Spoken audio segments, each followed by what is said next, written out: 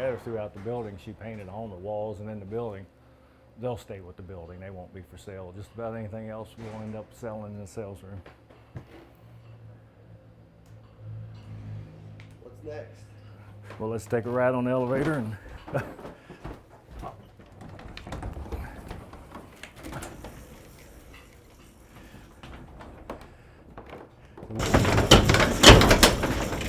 probably didn't want to call it in the right frame of mind. You go from floor to floor to do each thing, and that's one reason it's getting next to impossible. But we do start and finish down in the basement, and we start from scratch. So, like I say, most people went home for the day and they come in pretty early. But it truly starts off as pure gray dirt, clay. We'll dump it in through the sidewalk out front.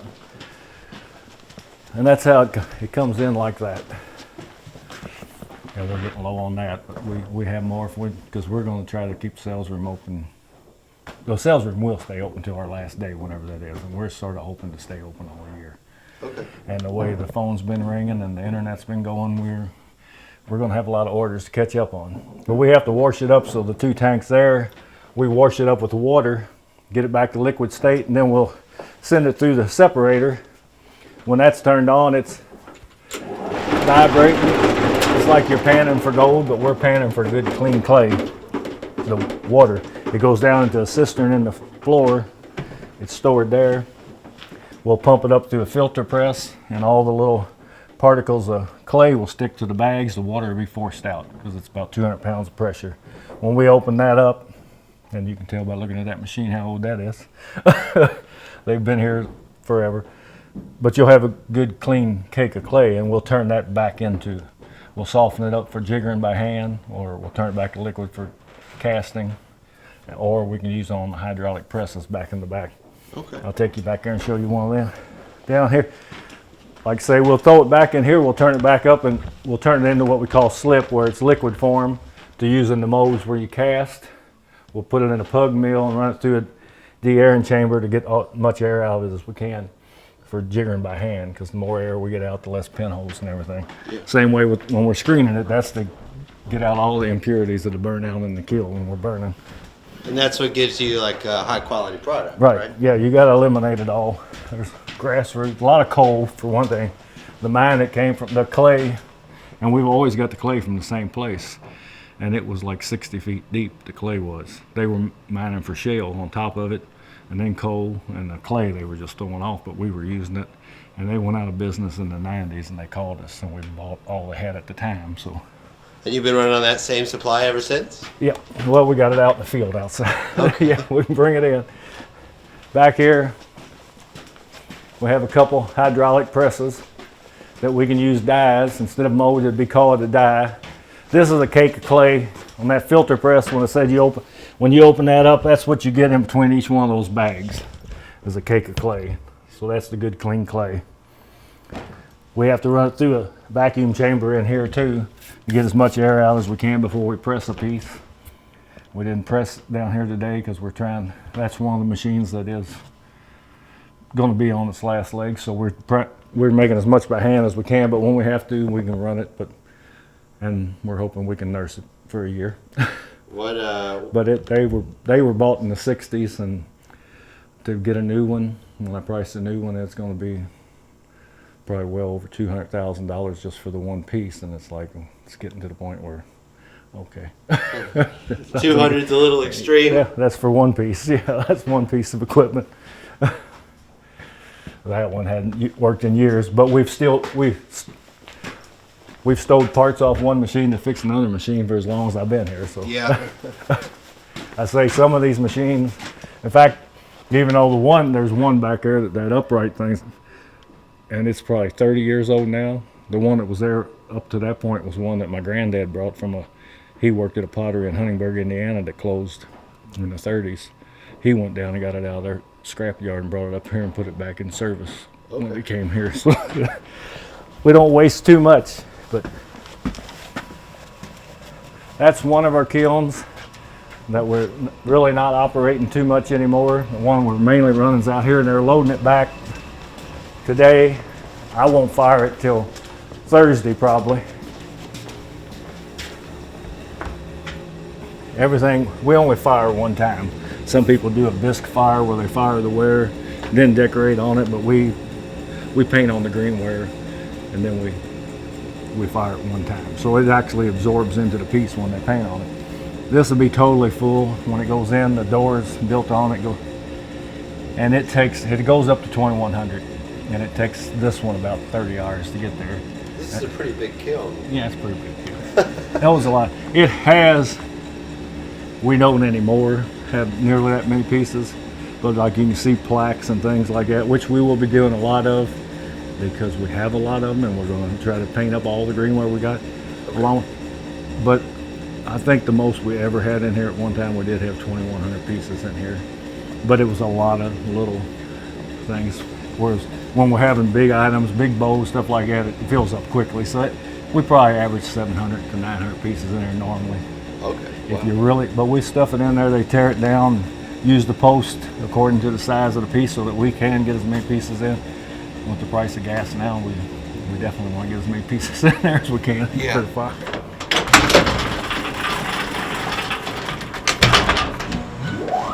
But we'll, like all the clay down there, other than back of the press, we use it down. The rest of the clay has to be taken throughout the building. The soft clay for jiggering by hand has to go all the way to the third floor, which is the fourth from the basement. The slip goes to the second or third floor. So elevator is a pretty important piece of equipment too. And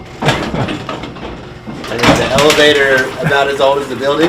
Oh yeah. Put a new drive in it back in the 1990 something, put a new drive in there. So it's pretty. Up here, we still make the glazes, use the same formula they did when Mrs. Hadley did it. And even though it's all in powdered and ground form, we still grind it for another 8 hours each night. But when those are tumbling, it's pretty loud, so we do it at night. They're on timers. The small little jars over there are the colored glazes, and we basically only have the blue, the green, and what we call rust. We do little bits of yellow and red, but they don't work out. Our white seems to drown it out so bad that we're known for our 3 colors. The white we have to do in the larger mill, and you can't have any steel get in there. That will burn out in the kiln too. If you put anything in, if you put a coin in that kiln, it's not there when you open it back up. So that they're actually lined with a ceramic brick on the inside, and the grinding medium is ceramic balls for grinding at night. We'll grind it for another 8 hours. On this side, most anything you see here is a master or a case, block and case for making molds for jiggering with. A lot of them are for making dies for the press, but we have to, and we make all that in-house, always have. Either my granddad or my dad and me and my son, some have made all the molds and the dies since it opened, so sort of hate to see it go, but that's what happens. But anyhow, that's what you're seeing here is just things to keep reproducing the molds for making the pieces. Here, like we do sell a 20-ounce mug, and we'll have to put a hand, this won't come out yet, but in the morning, it'll be damp enough to lift out there, and you'll have to attach the handle in the morning while it's wet. Both pieces gotta be wet when you do that. So anything gets a handle that's jiggered, gets it on the next day after you take it out. A lot of the pieces are single, they'll just lift out, but you know, you have the bows. It's a shoe, what we call a shoe. Like I say, everybody's gone. And actually it's just Josh and myself, my son and me, to do the 2 jiggering. But you would put a mold on, say if you're back some other time, you'll be able to, those mugs that you saw, those large mugs that I said we'll put the handle, I made them on here earlier today. The molds would fit this, would fit the wheel, and it would turn, and we do use a little slip on it to make it a slick surface on the outside, and then we'll use the soft clay, which I don't have on here, but I got some on the truck. But we'll use the soft clay. You have to fill it by hand, and then what we call the shoe is going to give you the inside shape. If that mold was here, you would bring that down into it, and it would feed all the excess clay out to your hand. You can just reuse it. We basically recycle anything. If it goes on the floor and it's dirty, it still ends up back down in the basement in the clay pile, and we just rewash it, clean it back up. So Same way with the water. When the water drips out of that filter press down there, we pump it back over to the washer to reuse it. So there's really no waste here. trying not to. Yeah. Trying not to. That side is our packing materials and boxes and stuff. But once the stuff is made up here, it's going to go downstairs. Like saying, anything that has the handle, we have to do it first thing in the morning while everything's still wet. If it's made on the press, it can come up and actually be dried before the woman finishes it off. But it all has to be finished before we can send it over to the decorators. We're in the 3rd floor? 3rd or 4th, depending how you want to look at it. There's a basement. This is the 3rd, so Yeah. it's the 4th in the building. It's a big building. The building dates back to, I think, 1840 something. So yeah, and we're, like I say, if we were in an assembly line, you could be in a much smaller building in a straight line, but Yeah. this is what we got, so this is what and this is the only place that they've actually made it, so. It's a little more charming this way, isn't it? Yeah, I've been here 48 years, so it's gonna be a little different when I don't come here in the morning, so.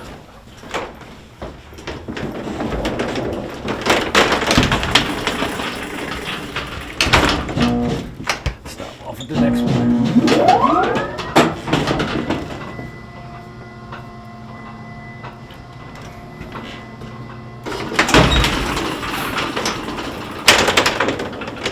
Just step there.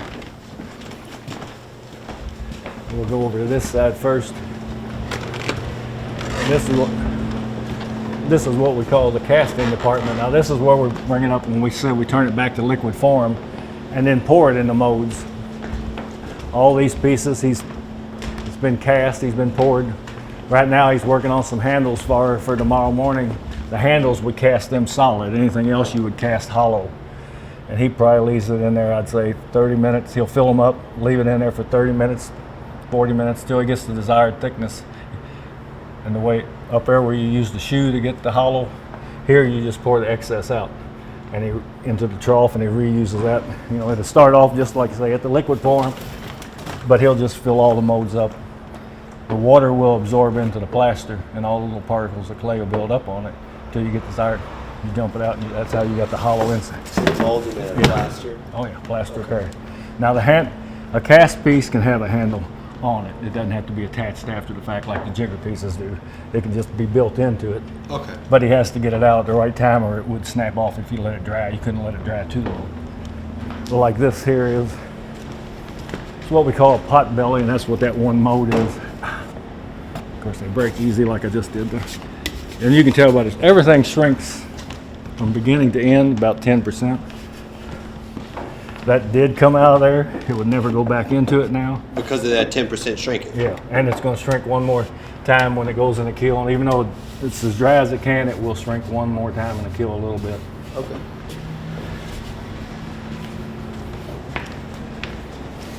Like I say, all this stuff that we call greenware, and all these green trays are full of green, what we call. It might be impossible, but we'd like to paint it all, send it all through, and when we walk out of here, nothing left. But we'll see how that goes. But that's the plan right now. We have a lot of wear. That's why I say the sales room can stay open, and we can keep replacing wear down there. Because you have so much made already. Yeah, we have a lot on hand. Most of it is the smaller stuff, but we're going to keep producing the bigger stuff because all the new orders that we're getting in between now and April, we only ship out first. So if it has a flaw at all, it's going to the sales room, and if they only order one piece, we're going to paint 2 or 3 at the same time to make sure, so all the extra, if they're first, they still go over to sales, and there'll be a lot of firsts down there, and there really always is. But this is just a drying room where she has been finishing wear today that was either cast, jiggered, or flipped. It's first thing in the morning, so you can't see it, but that would be a smaller version of that mug that I showed you, and she had to attach that handle this morning while the handle he cast was wet and while this piece was wet.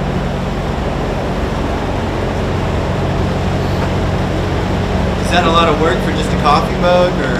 Yeah, everything, like I say, there's a lot of we've counted it before, and from start to finish, if you count how many hands it goes through, Lots of times it's the same hands, the same people working in different departments.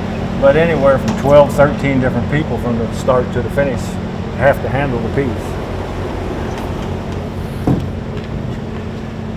She's finishing plates right now that like they came off the press, so they can be dry when she finishes them, but she has to finish the edges. She'll wipe the whole thing down, get it, and then it's ready to go over to the decorators to be decorated. Okay. Why it's white when it goes down there, this has been sprayed at the spray booth, overspray, so that you'd have a white piece once it goes down.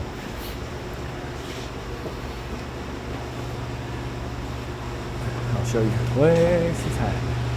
She's probably hiding because you're here. Yeah, that's how. But anyhow. That's how it goes. I bring out the camera. Everybody, please. When they're decorating, you could actually see the glaze dry on it. It absorbs, because right now that's pretty brittle and everything's water based, so it absorbs right below the surface. So you're not going to scratch it off. Okay. You have to chip it off. Now people come in and sometimes they have black marks and everything, and say it's the glaze. It's not the glaze coming off. It's your silverware wearing onto it.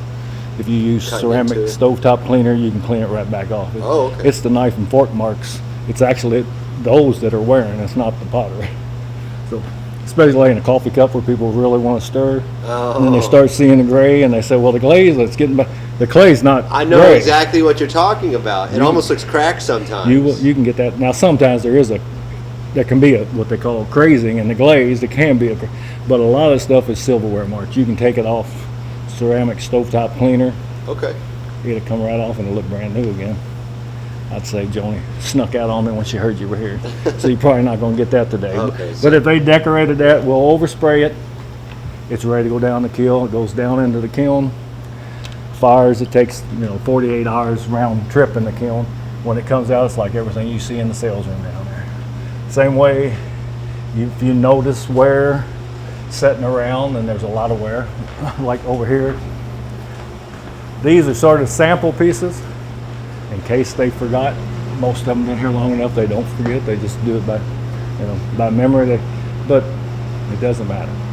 All that stuff will be in the sales room for it, even if it's not till the last week. Everything in the building we're going to have down there eventually. Yeah.